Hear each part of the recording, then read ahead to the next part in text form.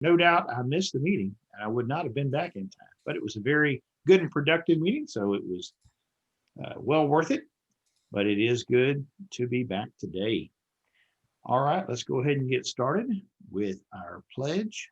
Go ahead and I cannot share, so either give me the dadgum rights to share, or else put up the flag yourself, dadgummit.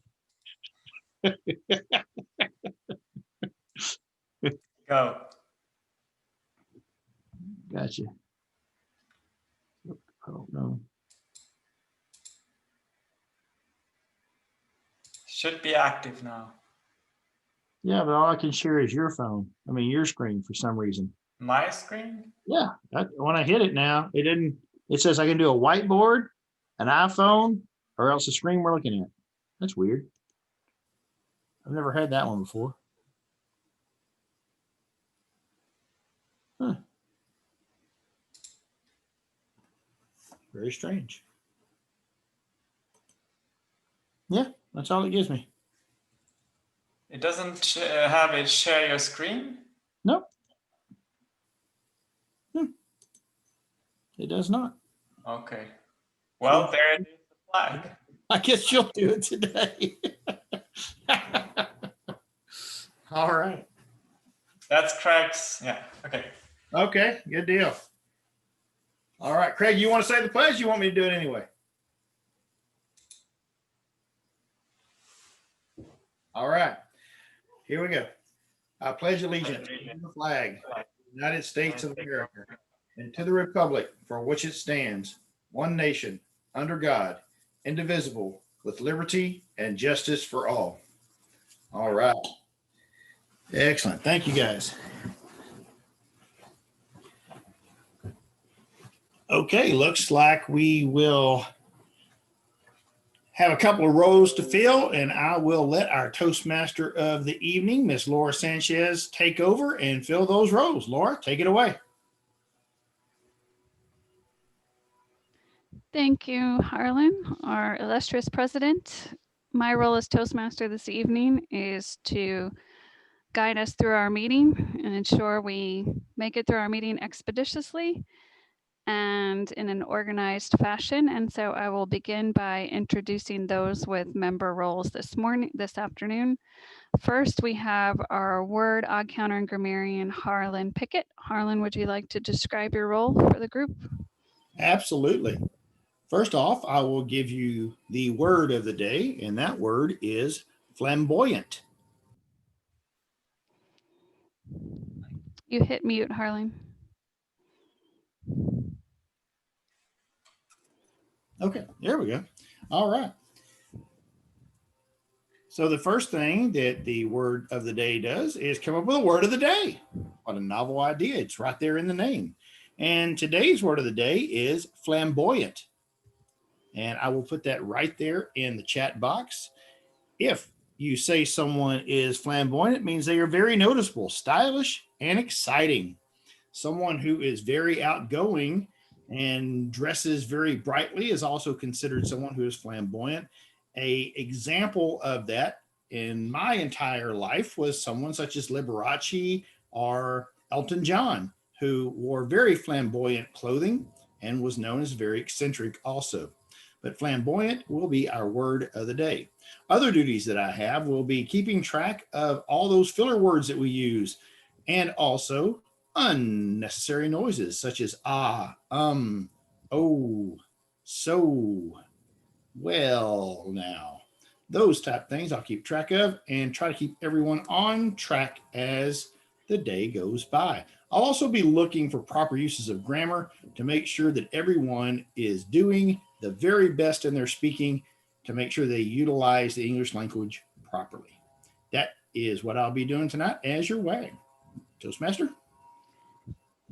Thank you, Harlan. And now I will introduce our general evaluator, Mr. Shankar Pansale. Shankar, can you share your role with the group? Yes, absolutely, Madam Toastmaster. As the general evaluator, I will have a segment during the meeting where, assisted by my staff or my team, I should say, we take a look at how the meeting went. we have feedbacks or evaluations on the presented speeches. We have a section where we report on timing, and we also let the word arc counter and grammarian tell us what his findings were. Additionally, towards the end, I will report on general best practices that I observed or did not observe during the meeting. Thank you, Shankar. We have 2 additional roles that we need to fill this evening. We need a first evaluator to evaluate Mr. Craig Sprout for his speech, and we need a timer. And I heard someone mention they could be timer, and I didn't take note of who that was. Yeah, I said I could do the timing since I'm the I and word counter. I can also do that while I am checking on the other things too. And I will Thank update the online agenda. Great, thank you. And do we have anyone who is willing to be the speech evaluator?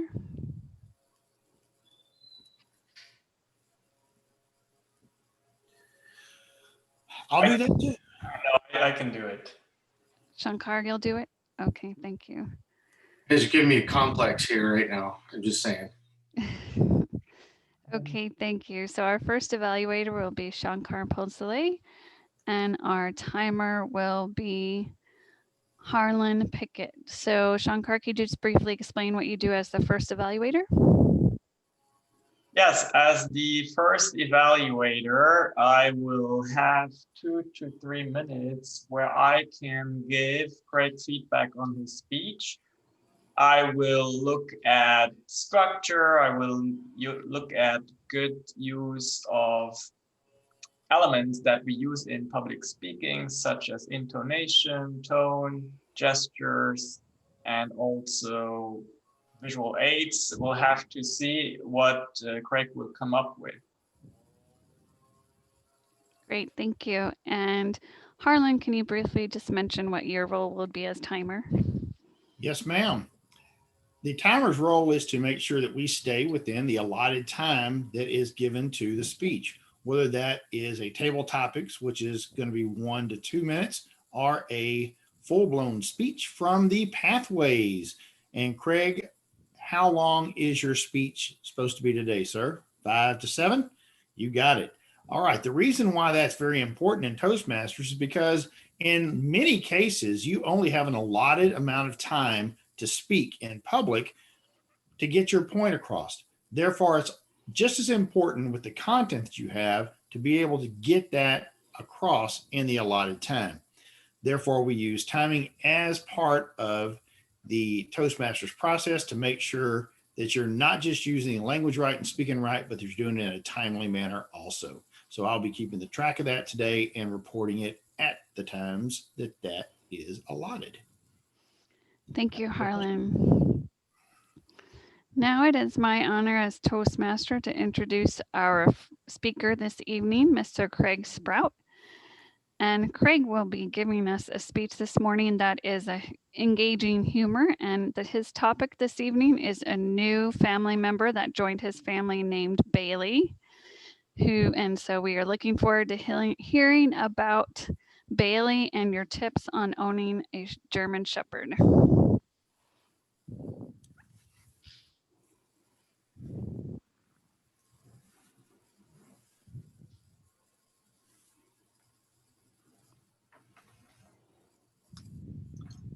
Thank you, Madam Toastmaster, fellow Toastmasters. On March 13th, 2020, we got a new family member, a German Shepherd dog named Bailey. You may be thinking to yourself, Craig, that is awfully specific to remember that date, Friday, March 13th, 2020. My friends, I remember that date so well because that's the last day I set foot into our office and have not been back since. When I thought about giving a speech this week, it was my choice of what topic to approach. And as I'm sitting around my house, I thought I would share my experiences with regards to owning and taking care of a German Shepherd dog. If you're like me, a child of the 70s and 80s, German Shepherds used to be the pit bulls of our society. They were the big, they were the mean, they were the scary. Before it was, then after that, it was Dobermans, and we had Rottweilers, pit bulls, and we'll figure out who's next. Well, it turns out German Shepherds are really just kind of gigantic balls of love. And so here I want to share a few tips on how to take care of your German Shepherd dog. The big picture. This, my friends, is a German Shepherd dog. Laid out end to end on the carpet, that's about 9 square feet of dog. And we'll go over each part of the dog as we go through this presentation. This is Bailey at rest, which happens so seldom that we got to capture a picture of it when it does happen. The most important thing of a German Shepherd dog is the snoot, which is pictured here. The snoot is what drives the German Shepherd dog. The snoot is able to sniff out food. It is a radar for kitty cats. It puts itself on the table when it's not welcome. It will use its snoot to engage you in petting when you are working or engaging in otherwise productive behavior. The snoot is a handy lever that can be used to nudge elbows, or if you are asleep, the snoot can also be used to nudge you at night. Now, while you look at that snoot, you look at the very tip of it. And this is something that a German Shepherd dog does very well. And that very tip of it is cold and wet. And what the German Shepherd dog does is uses that to its great advantage in the middle of night to put its snoot into your armpit to let you know that it's time to go outside. Anytime of day or night, the snoot is busy. The snoot likes to sniff at cats. It likes to make friends with cats. And the snoot is also an awesome catcher for cat swats. The Peets. The Peets, as you will see, are very fluffy, or floofy, as my friends would say. The feet are what moves the snout throughout the house. When the snoot sees a cat or wants food, it uses its feet to move to the location where the cats, where the food, or where the sleeping, unsuspecting human being might be. You'll notice on the lower right foot, it's very fluffy and hairy on the bottom. That is to make the German Shepherd stealthy, so you don't hear it in the middle of the night when it pads upon you and then assaults you with the wet point of the snoot. The Peets also have long toenails, which must be taken care of from time to time, although German Shepherd dogs are not, generally speaking, fond of getting their toenails trimmed. These are the danger detectors. Now, every German Shepherd is equipped with danger detectors. These are to alert you, the human, to where there may be danger afoot. This may be things such as a person walking down the sidewalk. It may be the mailman stopping to deliver mail. It may be an unsuspecting bug landing on the window, or it may be an invisible thing from another dimension we do not know about. When the danger detectors are in the forward position, the snoot can also emit alarm sounds to alert the humans that there are strange things afoot. Once again, that snoot comes into play in conjunction with the danger detectors. The danger detectors, when deployed another way, are also the sad face makers. When the danger detectors are in the forward position, that's danger. When they go to the backwards position, that is the sad face maker. And to show you what that looks like, that is a sad face. This German Shepherd dog probably just got its snoot into the garbage and is now feeling very guilty about it. At least she should be. And finally, we can't talk about a German Shepherd dog without talking about the Destructinator. Now, what is the Destructinator? When the German Shepherd dog gets excited, when it gets happy, when it sees a kitty cat that it wants to be friends with, The Destructinator goes into high gear. It is side-to-side motion. It can sometimes be a twirling motion. Any plants that you have on end tables are in danger when the Destructinator is in action, because the Snoot has no idea what the Destructinator is doing. So this is something you have to be very aware of and very conscientious of when you own a German Shepherd dog. In conclusion, my friends, beware of the Snoot and watch out for the Destructinator.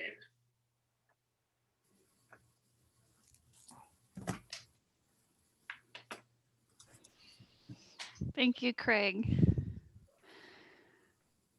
Can I have a timer's report, please, Harlan? Absolutely. Craig's speech was 6 minutes and 25 seconds. Perfect, thank you. Now it is my honor to introduce our table topics master for this evening, Miss Andrea Ferguson. Andrea, please tell us about your role and get us started with our table topics.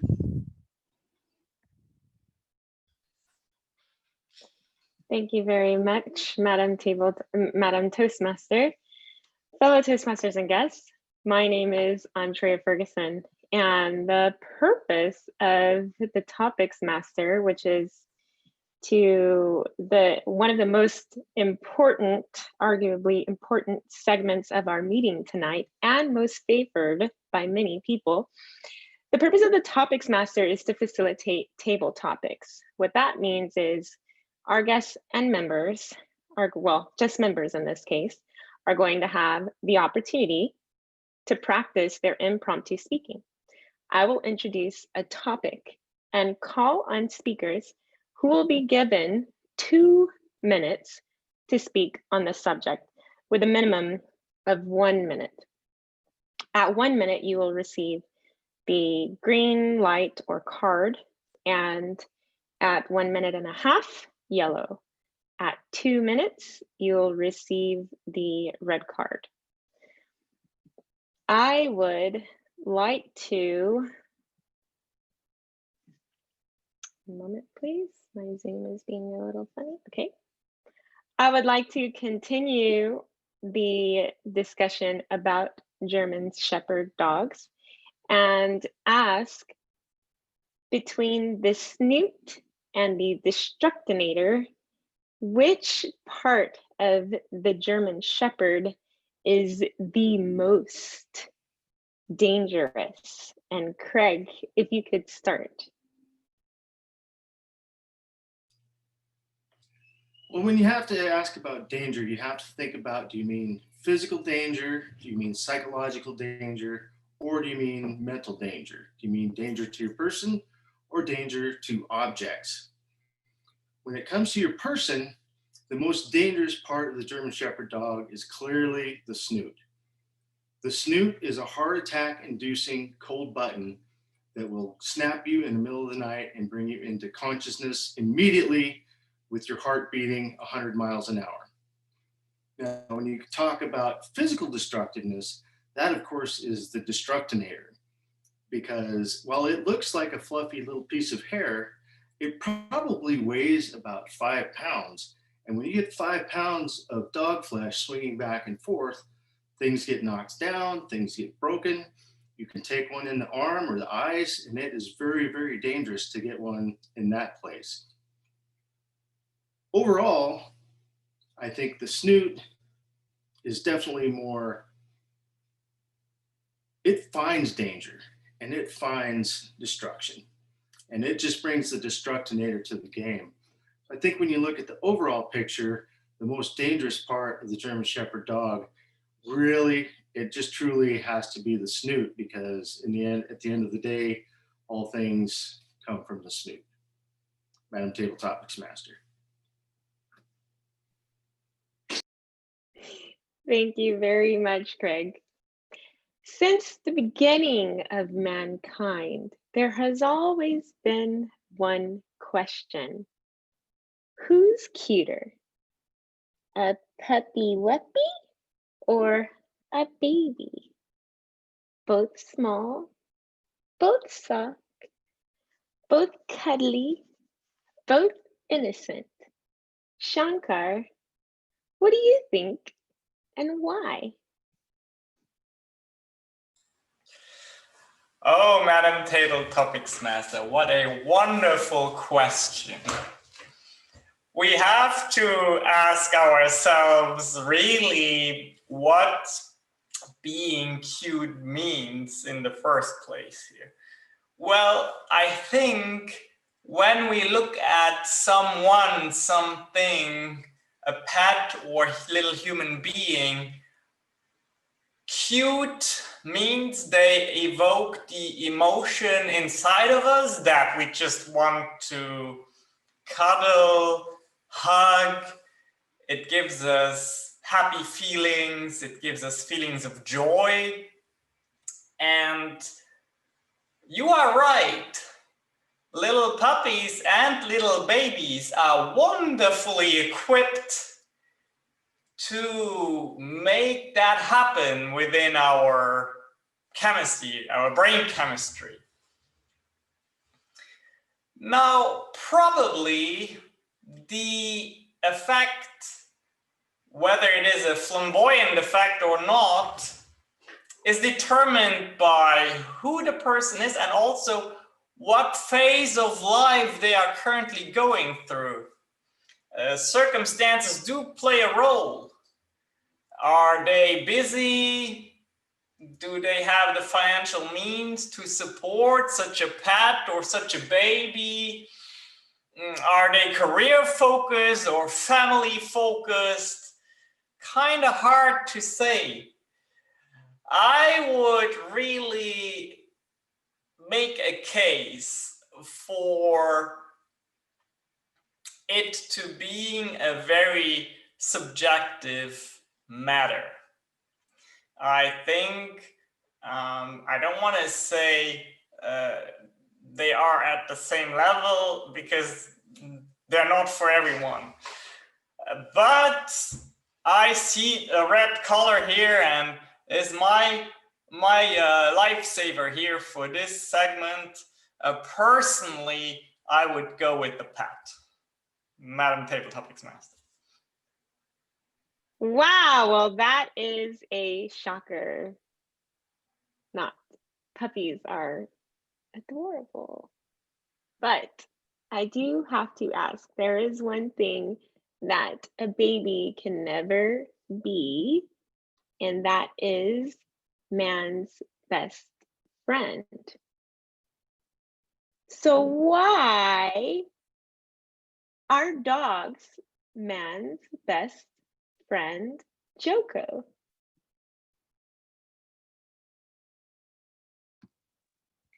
Thank you, Miss Andrea. I think that dogs are a man's best friend because they express a unconditional amount of love. Doesn't matter how much attention you may give the dog, all they know is that you are their world. My first example of this is my child, baby Gogo.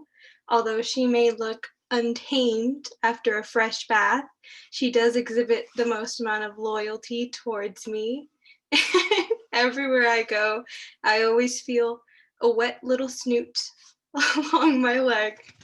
And I know I have a best friend by my side. Dogs are amazing creatures that are genuinely the best. And in my opinion, better than babies. Thank you. Well, that doggy does indeed have a lovely snoot. And yes, speaking of Ollie is clearly in disagreement with all of this. Ollie thinks that he is the cutest, that he's cuter than babies and human beings, adult beings for that matter, in that he's man's best friend. Or not. Laura, what do you have to say? I have to say I agree and I disagree, and this is why. I am a new bird owner, and I have learned a lot about being a bird owner in the last 6 months that we've had birds. And I will say that Ollie is a tough competitor for man's best friend or woman's best friend in my case, because we don't know if he is a she, by the way, or a he. So she is just a he, whatever time of day, we just call her he or she. But she is very loyal to me. She likes to be with me all the time. She is incredibly smart. She likes to talk. She likes to have conversation. She has periods of time where she's very cuddly and affectionate. She gives kisses. She says kisses. She says tickle. She says, "What's up?" And she says no when she's mad, or she'll say something like ow when she's mad. So she's very communicative.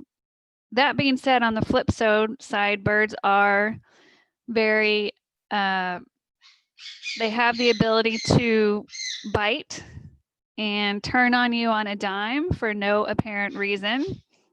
They can be cuddly 1 second and then bite the heck out of your ear the next second. And so it's important as a bird owner to understand the nature of birds and to be prepared for that and learn to anticipate what it looks like when your bird is about to become a little more feisty than you would like. And it's very much like having a toddler who bites. It's the same scenario. You just have to teach them not to bite, and hopefully they learn. But it's just the uniqueness of birds. They do have the ability to have a temper when you're not expecting it.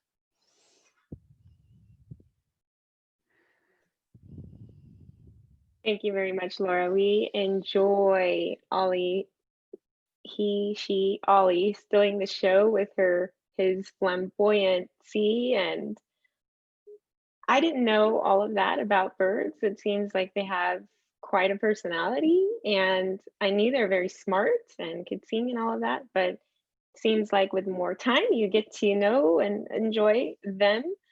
Harlan, speaking about getting to know them, getting to know pets and enjoy them and their personalities, what does your best friend want for Thanksgiving, if your best friend could speak to you?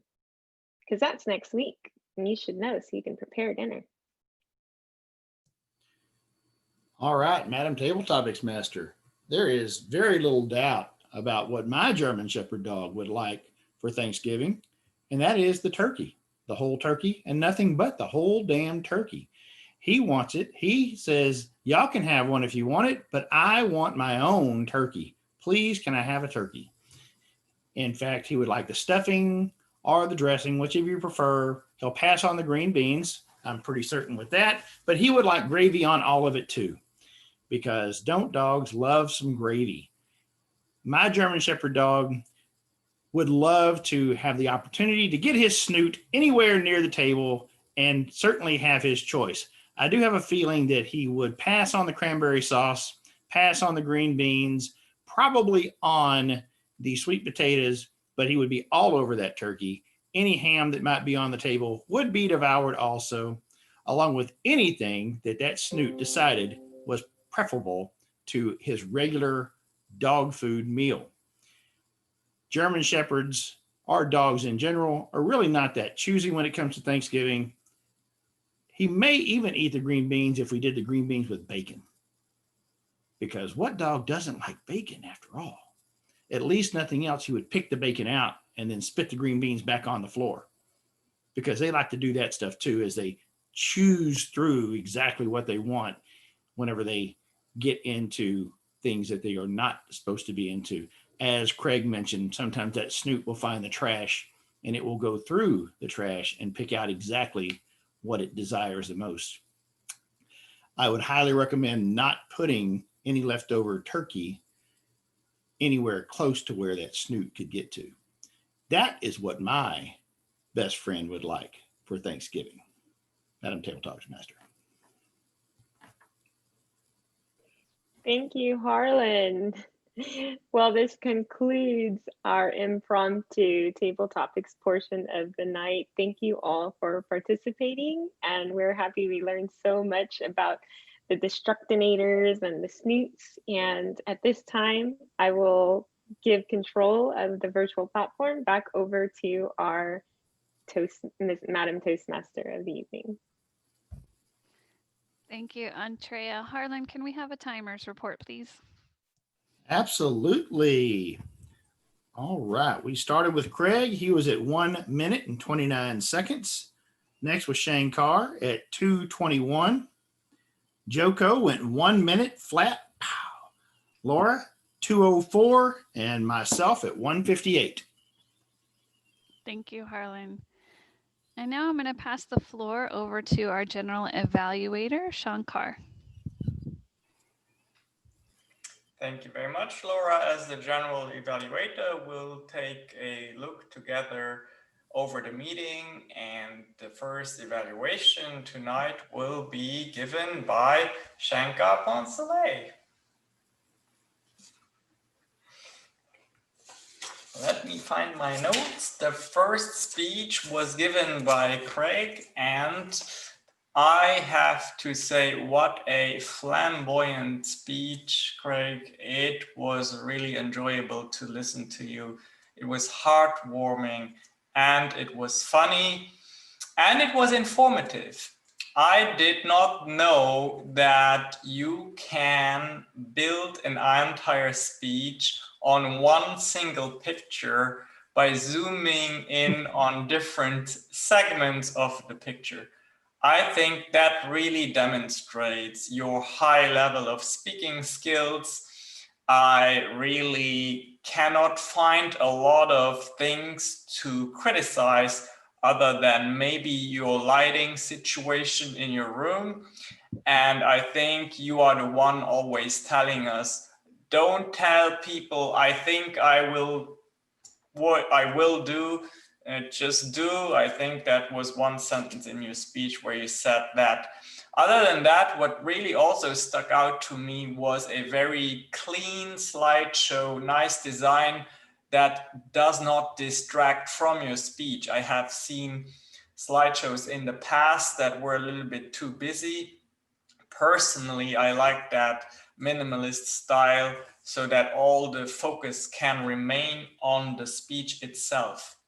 I have learned a new pronunciation of the word snout tonight. Someone later has to tell me whether it is a snoot or a snout. Is it a regional thing or is it just a Craig thing? I don't know. But I really like how you were throughout the speech able to combine humor with facts. We really learned something about German Shepherds. If I were a person who had never had a dog, I would really have a good understanding of their nature and their character. I also liked how you came up with these nicknames for different body parts, such as the Dandruff Detectors and the Destructinator. Really, really like it. I think the only way how you can take this speech to the next level if you had a live dog while you demonstrated while giving the speech instead of just a picture. But no, really brilliant speech. And I also want to put emphasis on the fact that whether it was conscious or not, the whole team kind of picked it up as a theme of the night with Andrea's choice of her table topics. So a job well done. Thank you very much for that evaluation, Mr. General Evaluator. The next person on the team that has to report is our timer. Harlan, would you give us the timings report? Absolutely. All right. Shane Carr's evaluation was 2 minutes and 55 seconds. Right on cue there, buddy. Good job. Thank you very much, Harlan. And we can move straight to our section that is given by the word, counter, and grammarian, which is, I believe, again, Harlan. Yes, sir. All right. Great. Very clean meeting tonight. Only had a couple of things that I wanted to hit on. It's interesting that Craig did his I'd like to, because that is one of the things that I caught Andrea with twice tonight. Stop liking to and just do it. Right, Craig? Isn't that what you tell us? And then Craig did it too. Well, I'd like to tell y'all to stop doing that. So I'm just going to do it. Stop doing that. Other than that, I got a couple of these types things from you, Laura. They were not clear of what they were, period. They weren't really ums or ahs. They were just kind of some things going on there. Might have been the bird, though. I'm not sure. There's just no telling what's going on over there at your place sometimes. All right. And our word of the day. No one was very flamboyant with this today. It was pretty mild on the flamboyant. I thought you might have fun with that, but apparently I wasn't flamboyant enough to make it stick. We had one for Shankar. We had one for Andrea. So the Wonder Twins did it again. They tied. Y'all did a great job. Overall, what a wonderful time, guys. It really is good to be back. You don't realize how much you miss it till you're right back at it again. So that's it for this evening. Thank you very much, Harlan. I will now move into the general evaluation part of this segment. We started on time, which is always very important. I like how this overall was a very flamboyant meeting, and I'm focusing on the exciting part. I really saw most of the time when I looked at the little windows across the screen, I saw everybody laughing. It was a good time. It was a heartwarming time. And not only did we talk about dogs, we also had pets actively participating in this meeting. I saw animals on Laura's screen, Joko and Harlan. And of course, Craig spoke about his pet. So really, really nice. And I also like how we are able by now to really quickly turn a meeting where we don't have enough roles signed up for. We are just really advanced and experienced, and we can just jump in and make it work. I like that a lot. Other than that, I believe that is mostly what I captured, and I can hand it back to the Toastmaster. Thank you, Shankar. Thank you, Ollie. This is the time we close our meeting. And to close out our meeting, I am going to pass it over to our presiding officer, Mr. Harlan Pickett, to review our next meeting and for our announcements and awards. All right, great. Absolutely. We did get a couple of awards come through. They're not very clear. What we have here, I believe, is completing level 1 for Joko. Is that correct? That is All right. correct. All right. Congratulations, Joko. Great job. Not in here very long and already done with level 1. Excellent. Yay, team. Good job, Joko. And then Andrea completed level 5. Is that correct? That is also correct. All right. Wow. Yay, Andrea. Great job. Great job. Excellent. Moving right along. Craig, looking at your speech this evening, are you going down the humor pathway? That is correct. All right, great.